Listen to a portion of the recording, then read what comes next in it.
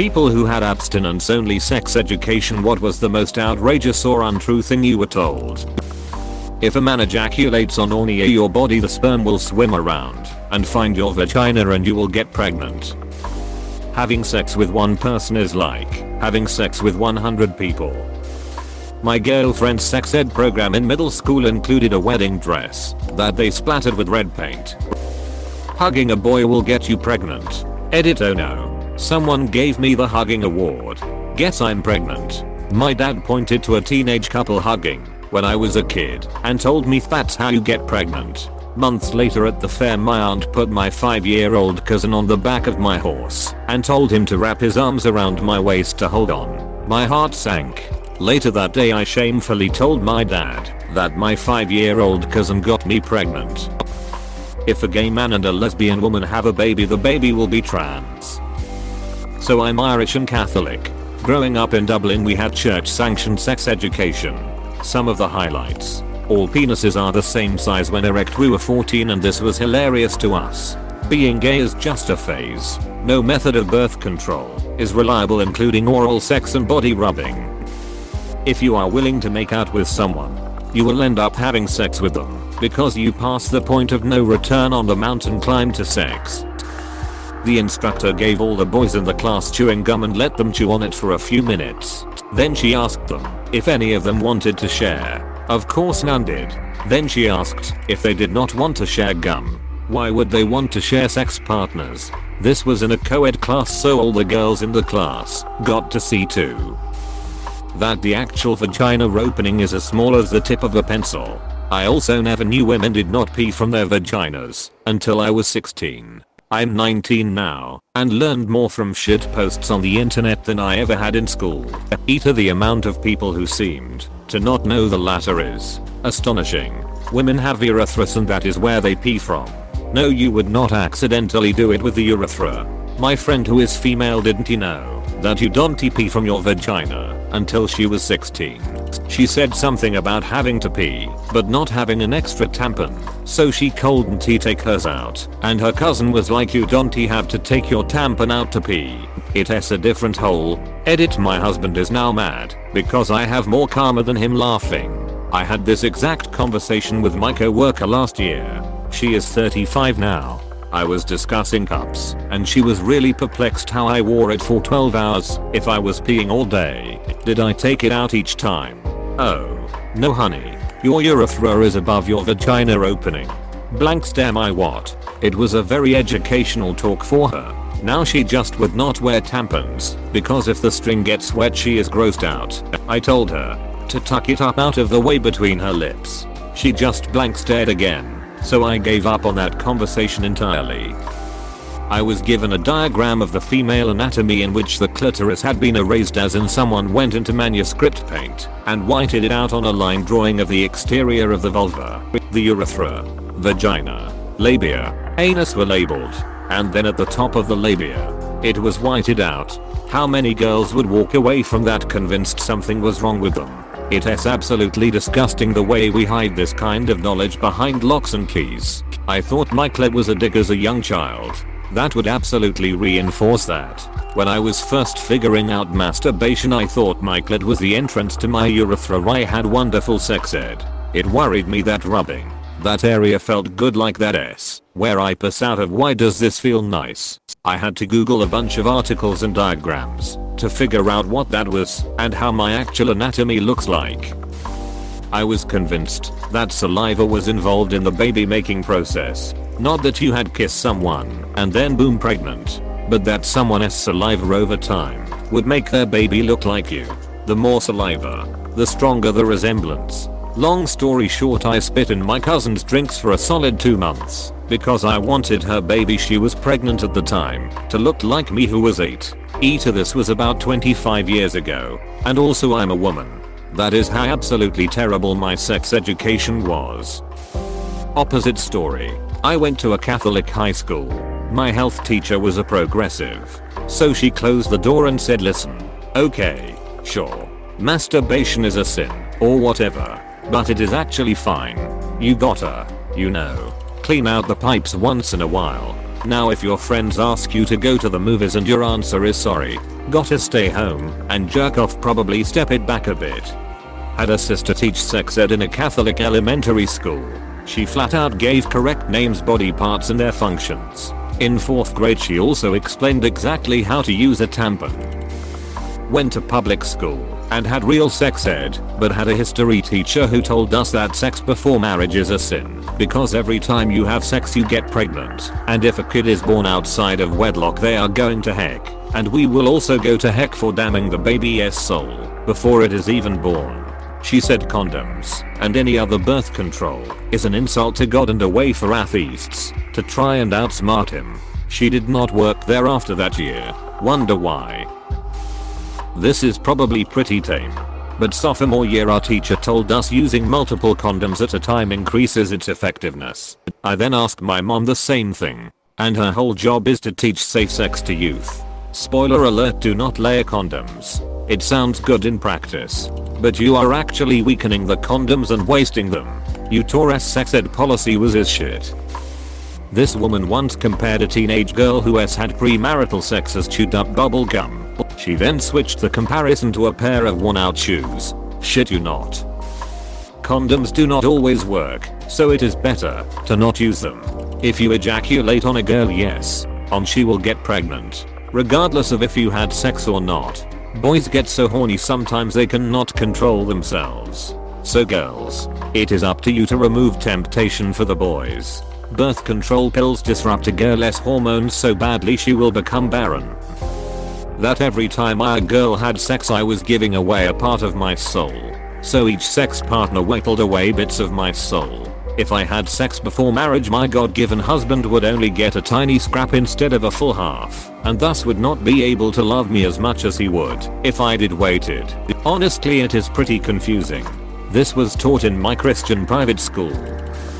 The teacher said that you can only really love one sexual partner, and that is why it is so important that your spouse be your first and only partner.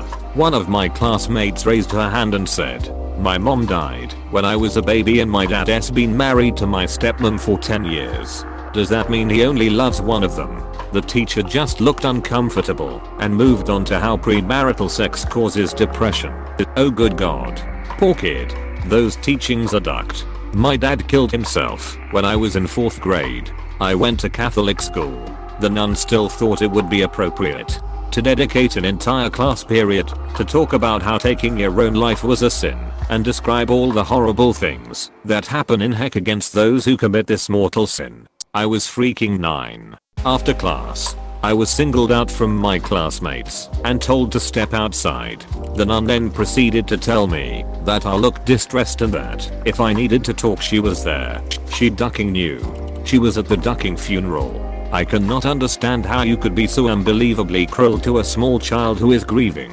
I'm so sorry this happened to you, it breaks my heart. 3 years ago we lost my 17-year-old niece to suicide.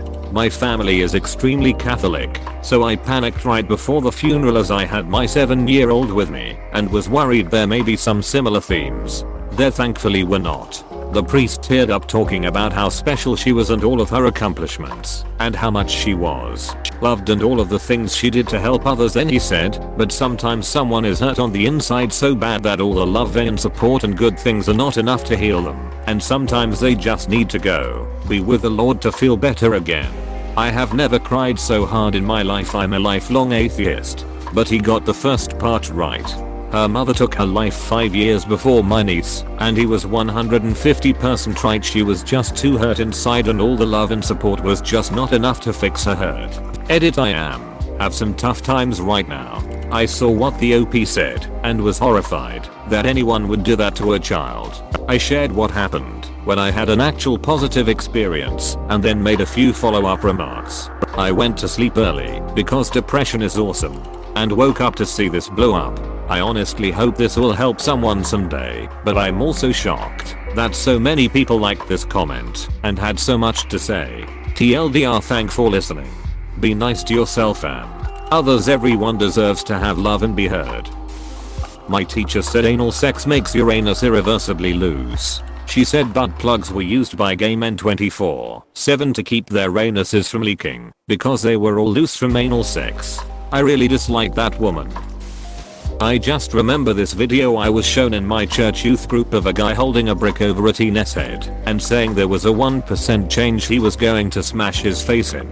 He was trying to illustrate how the 99% effectiveness of birth control does not seem so good when put in different terms. But yeah, no, those are the actions of a psychopath. They did this to us, except they gave 6 students a piece of chocolate and said one was laxative. Told us 1 in 6 condoms doesn't work. Then later they revealed there was no laxative and they just wanted us to think about it. LOL.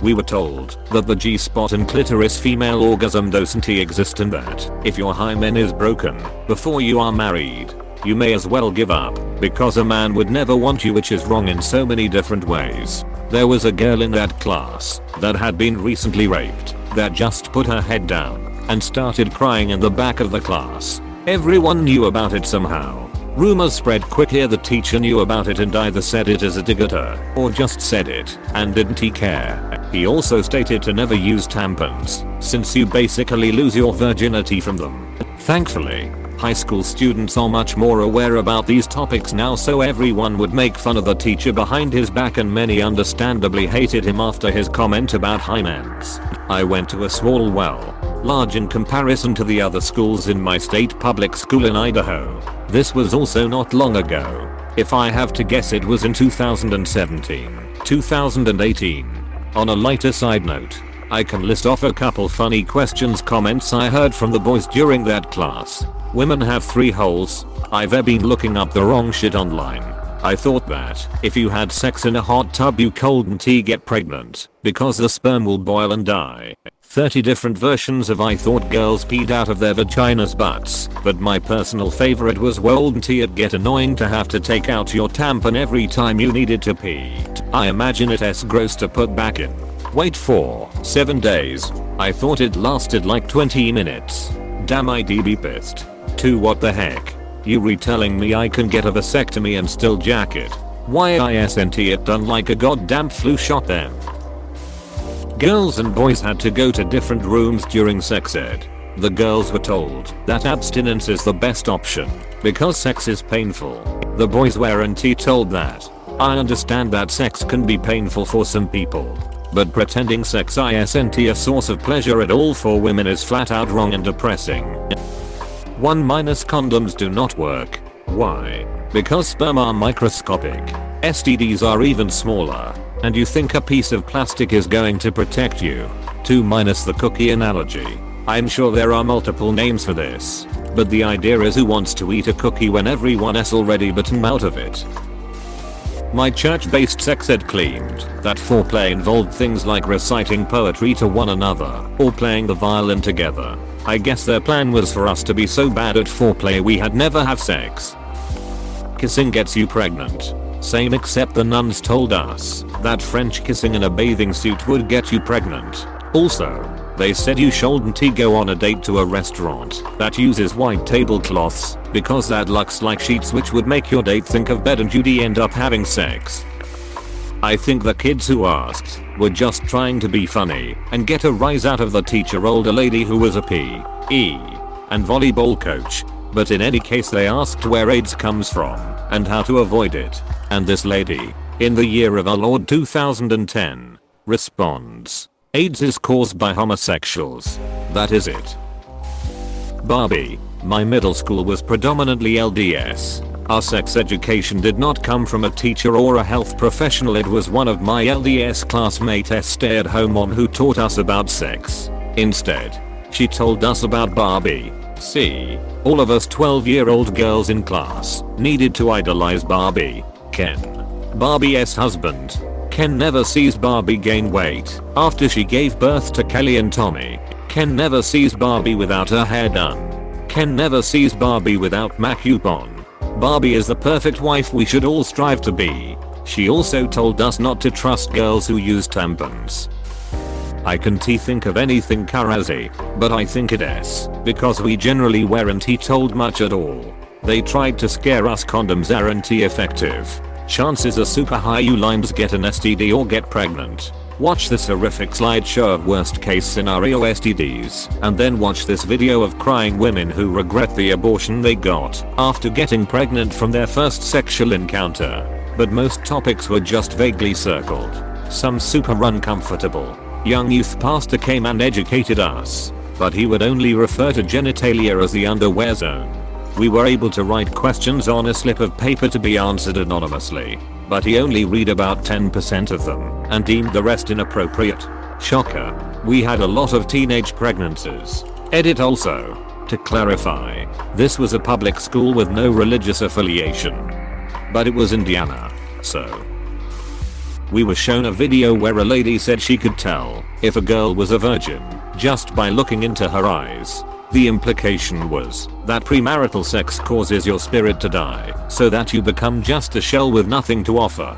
Edit to add, I am sure you can guess that she didn't say the same applied for the boys. As if teenage girls are the only ones to blame for anyone having premarital sex.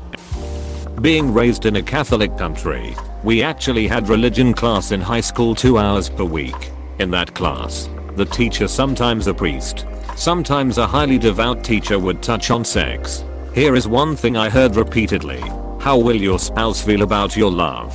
If you loved so many people before, will it be as meaningful? It cheapens your love for your spouse. Sometimes they would talk about molecular structure of a condom and HIV virus. Don't you have sex even with a condom? The microscopic holes in rubber are 100 times larger than HIV virus, so you can still get it. Giving birth was natural and felt more like pressure instead of pain. Having sex gave you AIDS. It was the early 90s. They were not allowed to mention birth control or condoms, so when people asked how do you prevent pregnancy, we were told you cannot. 2 girls in my freshman health class were actually sophomores and taking the class late because they were out having babies when they should have taken it. So that is how well the system worked. We had an assembly every year in high school that discussed abstinence. I was told that every time I had sex it released a chemical, maybe serotonin, that you needed to bond with your baby. There was a finite amount of this, and if you had sex too much before marriage it would waste this chemical, and you risk not bonding with your baby appropriately. Thanks for watching. Consider subscribing for more videos.